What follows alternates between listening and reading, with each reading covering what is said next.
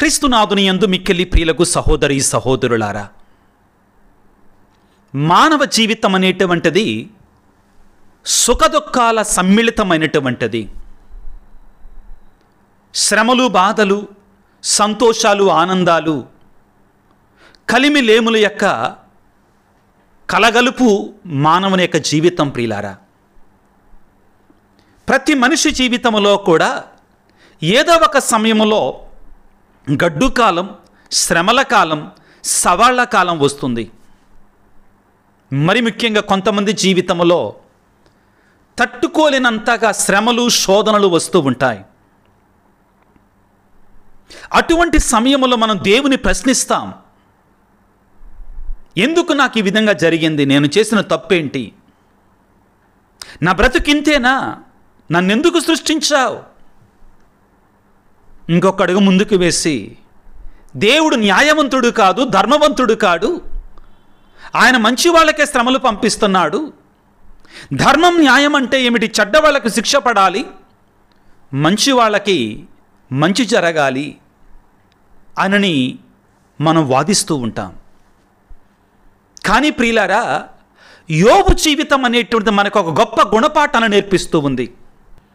ప్రభునందు ప్రియులకు దేవుని బిడ్డలారా, ప్రతి మానవునికి కూడా, క్రైస్తవుడికి మాత్రమే కాదండి, ఈ లోకంలో జీవించే ప్రతి మనిషికి కూడా యోబు గ్రంథం గొప్ప సందేశాన్ని ఇస్తుందండి.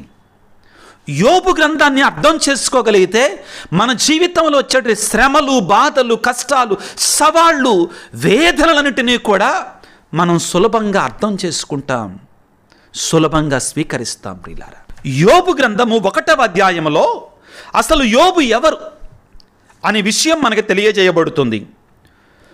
ఊజు దేశమున యోబు అను పేరు గల నరుడు ఒకడు ఉండెను. ఇతడు ఊజు దేశస్థుడు, ఇజ్రాయేలీయుడు కాడు. ఊజు దేశం వేరొక దేశం. అతడు ఎటువంటి వాడంటండి? అతడు దోషరహితుడు, ధర్మాత్ముడు, భగవంతుని పట్ల భయభక్తులు కలిగినటువంటి వాడు, పాపమునకు దూరముగా ఉండేటువంటి వాడు. ఎంత గొప్పవాడండి! నీతిమంతుడు. మరొకసారి చదువుతాను మీకోసం. ఏమంటాడు? అతడు దోషరహితుడు, ధర్మాత్ముడు, భగవంతుని పట్ల భయభక్తులు కలిగినటువంటి వాడు, పాపమునకు దూరముగా ఉండేటువంటి వాడు, గొప్ప నీతిమంతుడు. అతనికి 7 కుమారులు, 3 కుమార్తెలు కలిగిరి. 7,000 గొర్రెలు, 3,000 ఒంటెలు, 1000 ఎడ్లు, 100 గాడిదలు, చాలామంది సేవకులు. చాలా ధన సంపన్నుడండి, గొప్ప ధనవంతుడు. ప్రియులారా, అయితే దేవుడు కూడా, స్వయంగా దేవుడు కూడా యోబును మెచ్చుకున్న ఈ మాటను దయచేసి మీ మనసులో గుర్తుపెట్టుకోండి, చాలా ఇంపార్టెంట్ అండి. తర్వాత మరలా దీని గురించి మనం ధ్యానం చేస్తాం. దేవుడు యోబు గురించి ఏం మాట్లాడాడు అనేటువంటిది. యోబు గ్రంథం 1వ అధ్యాయం 6వ వచనాన్ని చదువుకుందాం. ఆ దినమున దేవదూతలు దేవుని దర్శింపవచ్చరి, వారితో పాటు సాతాను కూడా వచ్చెను. దేవుడు సాతానును, నీవు ఎచ్చటి నుండి వచ్చితివి అని అడుగగా, నేను భూలోకమును అటు ఇటు సంచరించి వచ్చి తిని అని పలుకుతున్నాడు. దేవుడు అతనితో, నీవు నా సేవకుడని యోబును చూచితివా? గొప్పగా చెప్తున్నాడండి దేవుడు యోబు గురించి. నా సేవకుడని యోబును చూచితివా? ప్రియులారా, తన ప్రియులను గురించి దేవుడు సంతోషంగా, గర్వంగా చెప్పుకుంటాడు. తన భక్తులను గురించి దేవుడు సంతోషిస్తాడండి, ఆనందిస్తాడు. పిల్లారా, ఏమంటున్నాడు? దేవుడు యోబు గురించి పలికిన మాటలండి. ఏమంటాడంటే, యోబు గ్రంథము 1వ అధ్యాయము 8వ వచనంలో, యోబు లాంటి వాడు భూలోకమున మరొకడు లేడు. అతడు దోషరహితుడు, ధర్మాత్ముడు, నా పట్ల భయభక్తులు కలిగినటువంటి వాడు, పాపమునకు దూరముగా ఉండువాడు. చాలా సంతోషం, బాగానే ఉంది. ఇక్కడే వచ్చినటువంటి అసలైన తంట మనమండి. సాతానుడు బుద్ధి ఏంటంటే, సాతాను ఉన్నటువంటి వారి బుద్ధి ఏంటంటే, పక్కనోడిని మెచ్చుకుంటే తట్టుకోలేం. దేవుడు మనిషిలో ఉన్న మంచిని చూస్తే, సాతానుడు మనిషిలో ఉన్నటువంటి లేనిపోని చెడును చూస్తాడు. దేవుడు మనిషిలో తన బిడ్డలలో ఉన్న మంచిని చూసి ఆ మంచిని పెంచి పోషిస్తూ ఉంటే, సాతానుడు మనిషిలో ఉన్న చెడుని చూసి, లేనిపోని చెడును చూచి ఒక భ్రమను కలిగించి చెడు వైపునకు ఆకర్షిస్తాడు. ఏవమ్మని ఆకర్షించినట్లుగా ఆదికాండము 3వ అధ్యాయంలో. ఇప్పుడు ఏమంటాడు? దేవుడు యోబును మెచ్చుకుంటుంటే సైతానుడు ఏమంటాడు తెలుసా? ఆయన ఊరికే నిన్ను ఆరాధిస్తున్నాడా? ఊరికే నీతిమంతుల్లాగా ఉన్నాడా? ఊరికే నీ పట్ల భయభక్తులు కలిగి ఉన్నాడా?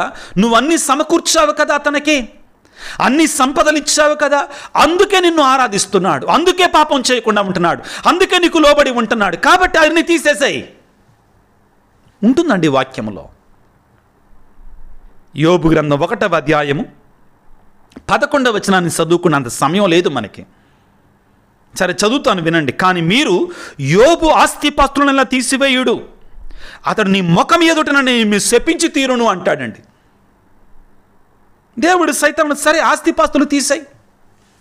తర్వాత సాతానుడు ఎంతవరకు వెళ్తాడంటే, ఆయనకి మంచి ఆరోగ్యాన్ని ఇచ్చావుగా, పిల్లల్ని ఇచ్చావుగా, వాళ్ళని తీసేసే, ఆరోగ్యాన్ని తీసేసుకో, కానీ తన ప్రాణం జోలికి మాత్రం మాకు ప్రాణం నాది అంటాడండి దేవుడు. మనిషి ప్రాణం నాది, నాకుంది అధికారం అంటాడండి.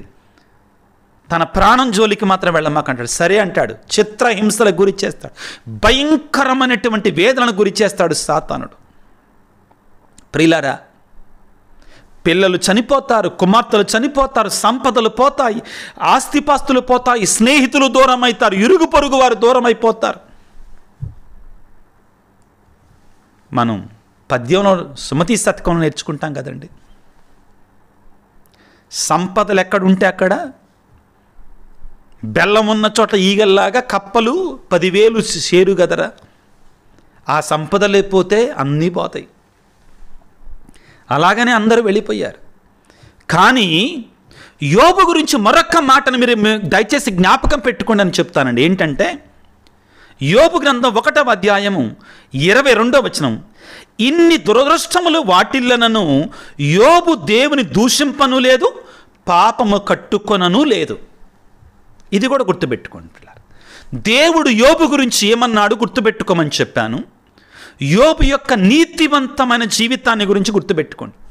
ఇన్ని జరిగినా కానీ, పిల్లలు చనిపోయారు, ఆస్తిపాస్తులు పోయినాయి, ఇరుగు పొరుగు వారు పోయారు, అంత సర్వనాశనం అయిపోయినా కానీ చివరికి తన శరీరం మీద పుండ్లు రసికారుతున్నా కానీ చిల్ల పెంకుతో గీకుతున్నాడు, పెంట కుప్పలో కూర్చున్నాడు ప్రియులారా యోబు.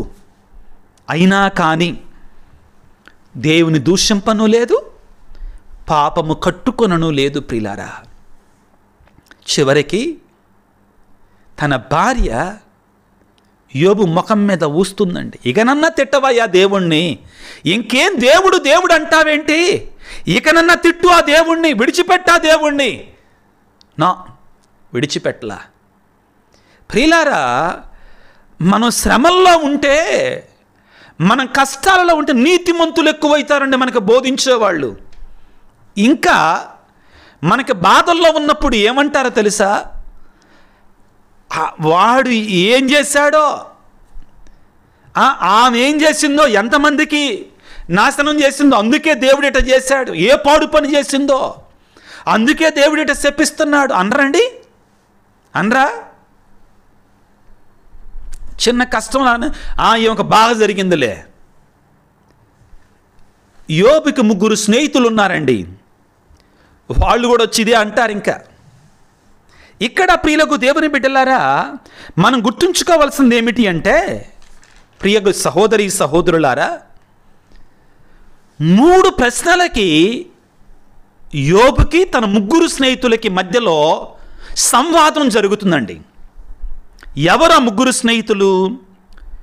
టేమాను వాసియగు ఎలీఫసు, షూహావాసియగు బిల్దదు, నామాదేశీయుడైనటువంటి సోఫీరు.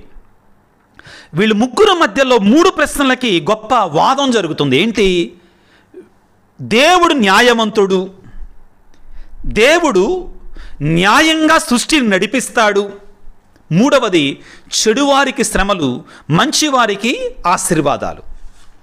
ఈ 3 స్నేహితులు కూడా యోబు దగ్గరకు వచ్చి, దేవుడు న్యాయవంతుడు, దేవుడు సృష్టిని అంతటినీ కూడా సృష్టిలో ఉన్న మనుషులని కూడా న్యాయంగా పరిపాలిస్తాడు. మంచి వారికి ఆశీర్వాదాలు ఇస్తారు, చెడు వారికి శ్రమలు ఇస్తాడని చెప్పి ఇండైరెక్ట్గా ఏమంటారంటే నువ్వేదో చెడు చేసావు కాబట్టి నీకు శ్రమలు. కానీ యోబు ఏం వాదిస్తాడంటే నేనేం తప్పు చేయలా, అంటే నేను గొప్ప అని చెప్పుకోడండి. నేను చేసిన పాపం ఏంటి, నేను శ్రమలు పొందటానికి?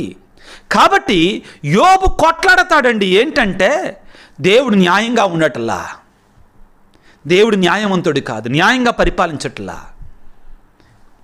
జాగ్రత్తగా చదివితే మనకు అర్థమవుతుందండి పుస్తకం. మనకు సమయం లేదు కాబట్టి మీకు షార్ట్గా చెప్పడానికి ప్రయత్నం చేస్తున్నాను. వాళ్ళు వాదిస్తూ ఉంటారు యోబుతోటి, లేదు లేదు అట్ట కాదు ఇట్ట కాదు, నువ్వేదో తప్పు చేసుంటావు, నువ్వేదో పాపం చేసుంటావు ఆయనని వాదిస్తూ ఉంటారు. ఈ వాదన ఇలా కొనసాగుతూ ఉండగా యోబు భయంకరమైనటువంటి వేదనతో బాధలో కూరుకుపోతాడు. పిల్లకు దేవుని బిడ్డలారా, నిదానంగా ఈ ముగ్గురు కూడా యోబుకి సమాధానం చెప్పలేకపోతారు. దేవుడు నీతిమంతుడని, నీతిగా పరిపాలిస్తాడని, నీతిమంతులకు ఆశీర్వాదాలు, పాపులకు శిక్ష అనేటి అంశాలకి వాళ్ళు సమాధానం, యోబు వేసే ప్రశ్నలకి సమాధానం చెప్పలేకపోతారు. దేవుని పక్షాన మాట్లాడలేకపోతారు. వాళ్ళు మాట్లాడే విధానంలో కూడా తప్పులు దొర్లుతున్నాయి. ఆ సమయంలో వాళ్ళు మౌనంగా ఉండేసరికే మరొక వ్యక్తి వస్తాడు, ఏలీహు అనేటువంటి ఇంకొక వ్యక్తి వస్తాడు. స్నేహితుడు అని ఉండదండి, తర్వాత మనకు అర్థమవుతుంది. ఏలీహు చిన్నవాడు, వీళ్ళు ముగ్గురి కంటే కూడా, యోబు స్నేహితుల కంటే కూడా చిన్నవాడితను. అప్పుడు అతను వచ్చి దేవుని గురించి మాట్లాడటం ప్రారంభిస్తాడు. మరలా దేవుని యొక్క నీతిని గురించి, మంచిని గురించి. ప్రియులారా, ఇది మీకందరూ కూడా ఉపోద్ఘాతంగా చెప్పాలనుకున్నాను. ఆ సమయంలో దేవుడు, ప్రియులారా, యోబు అంటాడు, నేను ఇక దేవుడితో తేల్చుకుంటా, నేను దేవుడే నాకు సమాధానం చెప్పాలి. నా ఈ బాధలేంటి, నా ఈ కష్టాలేంటి, నా ఈ శ్రమలేంటి, నేనేం చేశాను నాకు ఇదంతా కూడా అని వాదం చేస్తూ ఉంటాడు. ఇక్కడ మనం గుర్తుంచుకోవాల్సింది ఏమిటంటే ప్రియులారా, గుర్తుపెట్టుకోమని 2 విషయాలు చెప్పాను.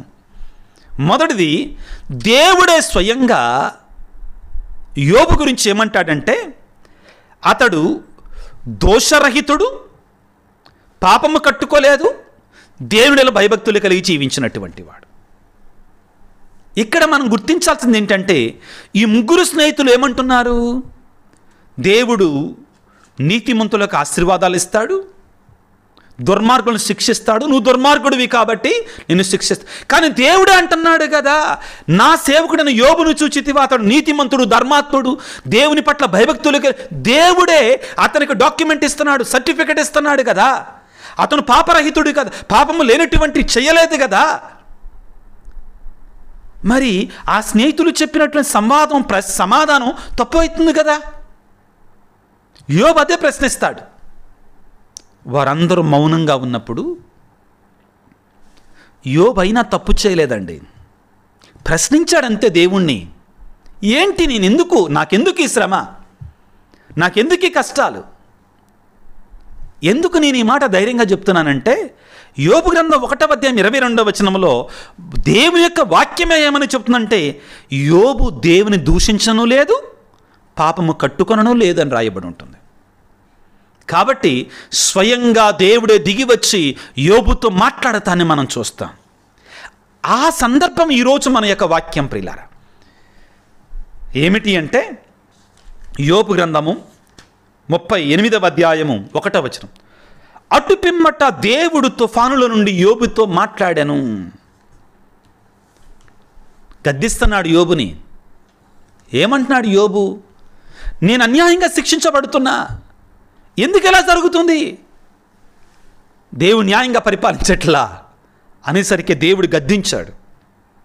ఓయి, ఇట్టి అవివేకపు మాటలతో నా జ్ఞానమును తప్పుపట్టు నీకు తగునా అని పలికి ఏమంటున్నాడంటే, ఈ సముద్రాన్ని సృష్టించింది ఎవరు, సకల చరాచర రాశులు సృష్టించింది ఎవరు, నేను కాదా, సముద్రానికి హద్దులు ఏర్పాటు చేసింది ఎవరు, నేను కాదా, ఆకాశాన్ని కలుగజేసింది ఎవరు? నేను కాదా అని పలికి ఏం తెలియజేస్తున్నాడు? మానవుడనేటువంటి వాడు తన మేధస్సుతో దేవుని అర్థం చేసుకోవటానికి ప్రయత్నం చేయటం కాదు, భక్తి విశ్వాసాలతో వినయముతో దేవునికి పరిపూర్ణంగా సమర్పించుకోవాలి. ఎప్పుడు అర్థమవుతుంది ఇది? చివరికి వెళ్దాం ప్రియులారా. యోబు గ్రంథము 42వ అధ్యాయము 5, 6 వచనాలు చదువుతున్నాను, చివరి అధ్యాయంలో ప్రియులారా. అప్పుడు యోబు ప్రభువుతో ఇట్లనెను, ప్రభువా నీవు సర్వశక్తిమంతుడవు, నీవు తలపెట్టిన కార్యములెల్లా చేయగలిగినటువంటి వాడు. 2వ వచనం ప్రియుల 42వ అధ్యాయం. నాకు విజ్ఞానము చాలకున్నను నేను నీ కార్యముల గురించి ప్రశ్నించుతని, నాకు అర్థము కాని అంశముల గురించి సంభాషించుతని. వినయముతో దేవుని సన్నిధిలోనికి వస్తున్నాడు పిల్లారా. పూర్వము వినికిడి వలన మాత్రమే నేను నిన్ను ఎరిగితిని, కానీ ఇప్పుడు నా కనులతో నేను నిన్ను చూచితినయ్యా అని పలికి, కనుక నేను పలికిన పలుకులకు సిగ్గుపడుచున్నాను. దుమ్ము బూడిద పైన చల్లుకొని పశ్చాత్తాపడుతున్నాను. దీనత్వము పశ్చాత్తాపము హృదయ పరివర్తన యోబు చేసిన కార్యం ప్రియులారా. ఎప్పుడైతే యోబు ఈ కార్యాన్ని చేశాడో దేవుడు కరిగిపోయాడు. వెంటనే ప్రియులారా, యోబు గ్రంథం 42వ అధ్యాయం 10వ వచనములో యోబు తన ముగ్గురు మిత్రుల కొరకు ప్రార్థన చేసిన పిదప ప్రభు అతను మరలా సంపన్నుని చేశాను, పూర్వము కంటే రెట్టింపు సంపదలు దయచేశాను. తర్వాత దేవుడు ఏమేమి ఇచ్చాడు అవన్నీ కూడా మాట్లాడుతుందండి. ఏమి నేర్పిస్తుంది ప్రియులారా?